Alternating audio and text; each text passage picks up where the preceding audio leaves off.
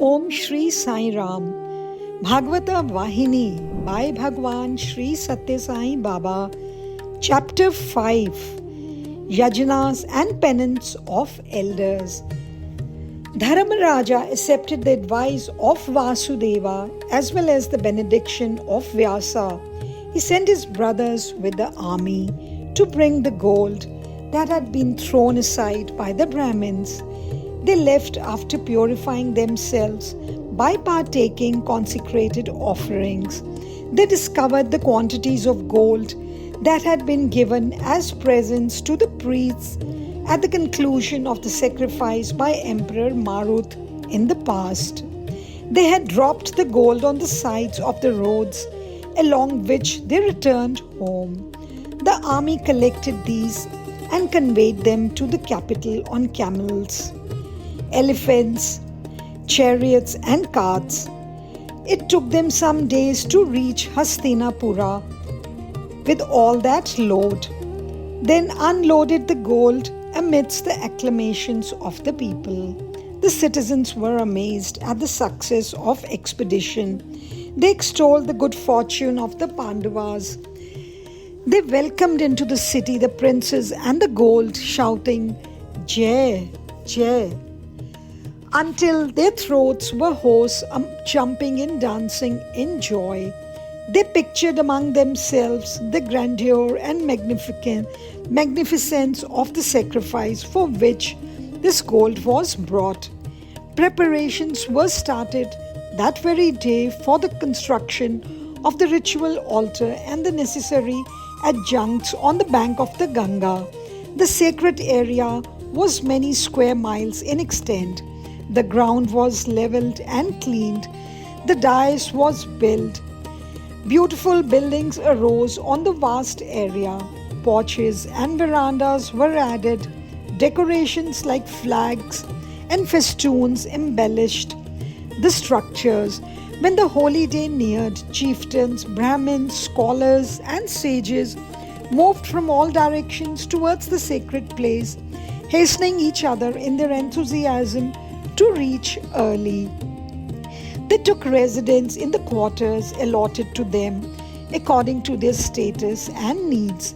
They spent the night counting minutes in joyful expectations of the extravagant but efficacious yajna that they could witness when the dawn brings in another day. The morning came, the auspicious moment approached. The priests took up their positions and got ready to take the vows of initiation. They stood up facing Lord Krishna and the king and said, "O king, we understand that you have resolved to perform not one but 3 Ashwamedhas or the horse sacrifices. Is that correct? If so, do you desire us to perform them one after the other, or shall we repeat every formula and write thrice and have them all concurrently? If you make it known, we shall arrange the participants and performing priests accordingly." At this, Dharmaraja replied, "What can I say? When you know best, I shall agree to whatever advice you offer. I seek only the consent of Vasudeva for whatever course we adopt." And he turned towards Krishna with pleading eyes. Krishna left the decision to the Brahmins.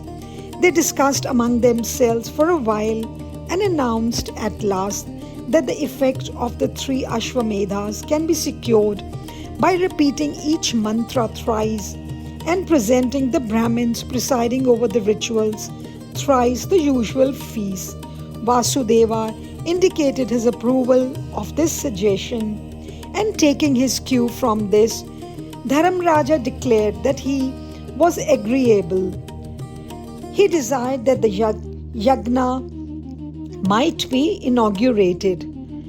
The recitation of the mantras by the Brahmins shook both earth and sky. The preliminary rites were gone through and the sacrificial horses proceeded on their planned round. They were caparisoned in great style and they carried on their foreheads the declaration, challenging anyone to take them into custody if he dared. When he who is the recipient of all yajanas, that is the Yajana Swarupa, has taken the role of the presiding authority, no words can describe the fortune of the participants and the witnesses. It drew to a successful close with a valedictory oblation or the Purana Ahuti. The experts in sacrificial mantras, the sages, and the Brahmins were loaded with presents and feasts. Enormous numbers of cows, large areas of land, and vast quantities of gold were gifted away by the king. The whole nation was filled with happiness. Everyone was praising the yajna as indescribably superb. All who came were fed sumptuously at all hours.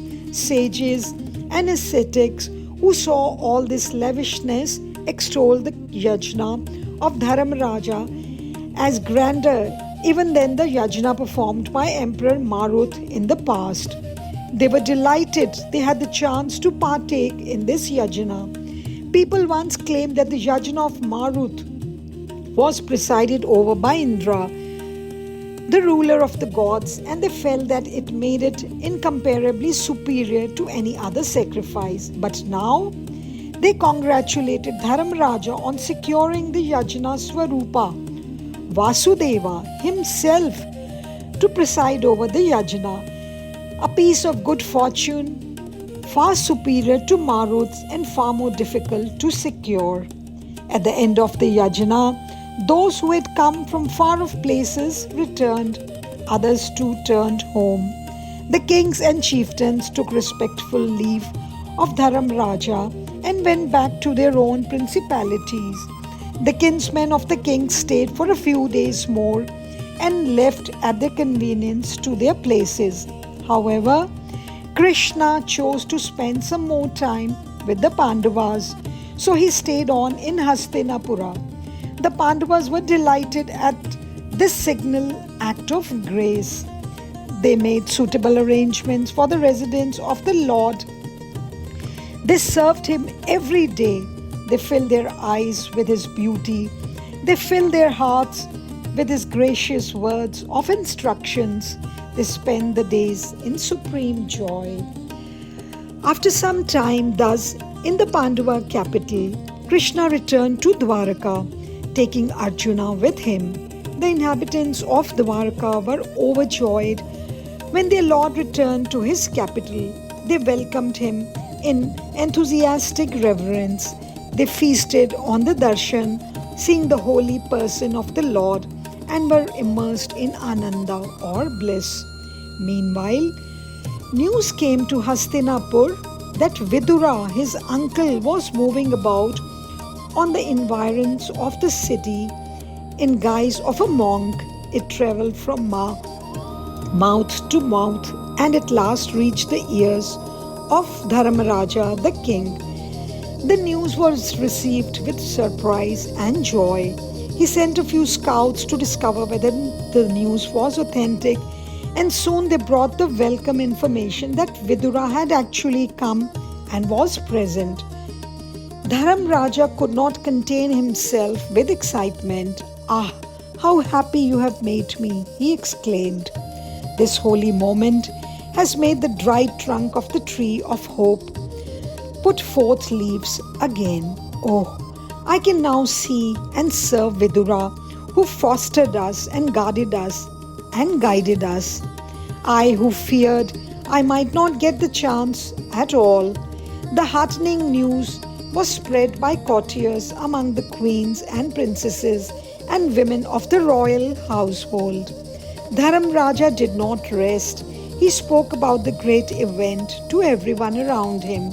He sought out others to share with them the joy. He issued orders to the army that appropriate arrangements should be made to welcome into the capital the brother of his late father, Sage Vidura, foremost among the votaries of the Lord. The citizens too were alerted and asked to prepare a grand reception. They decorated the streets and mansions on each side of them. They erected arches and hung festoons and hoisted flags. They allotted galleries and seats on every road for children, women, and the aged, so that they might have a fine and clear view of the procession of the great sage. It was an inspiring sight to see many old men and women hobbling on with their sticks, eager to get a glimpse of Vidura, whom they extolled as the very embodiment of Dharma, as the very godfather of the Pandavas. Some thought at first that the sighting of Vidura on the outskirts of the city must have been in someone's dream and not in actual fact.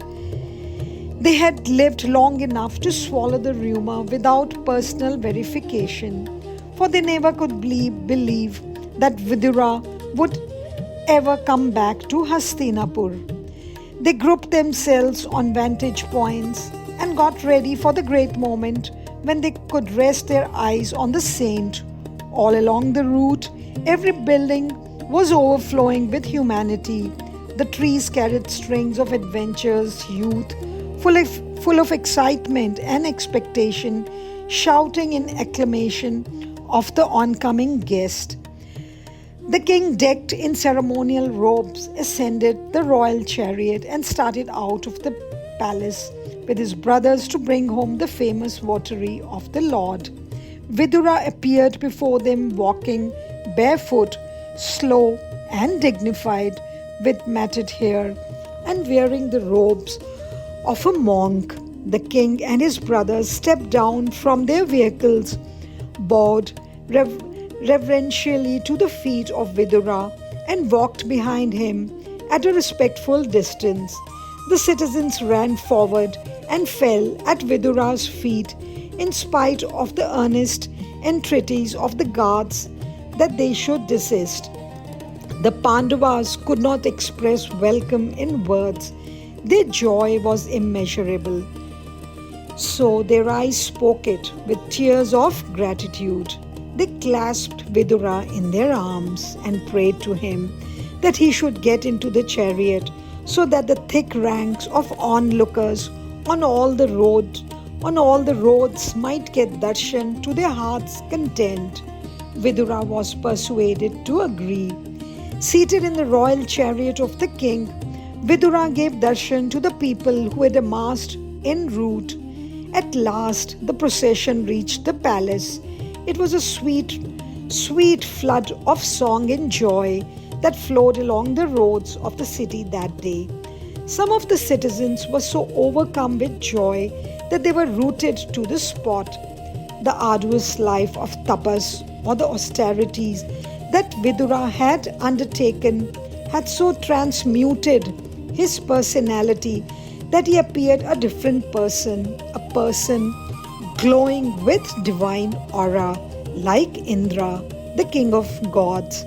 The people were describing their exultation in their own words to one another.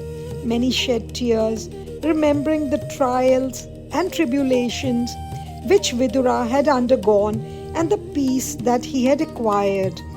The queens and princes too had darshan from inside the parada, and they were supremely happy. Jai Sai Ram. साईश्वराय विद्महे सत्यदेवाय धीमहि तन्नः सर्वः प्रचोदयात्। ॐ